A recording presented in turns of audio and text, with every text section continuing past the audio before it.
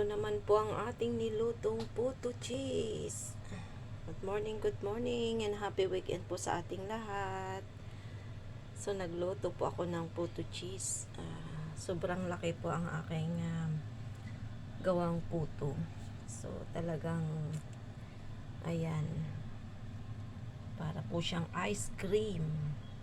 Nag-overflow. Yan ang ating.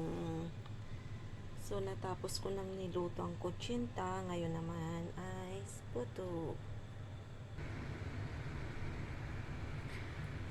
So, ayan, napak ko na. Nalagay ko na sa box. Ang sarap pala. Natikman ko. Kinain ko yung isa. Ang lambot at saka masarap. Tamang-tama lang ang aking timpla.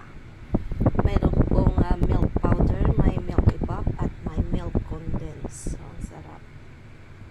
Pinong-pino at lambot. Ayan, marami pong salamat. Happy weekend po sa ating lahat.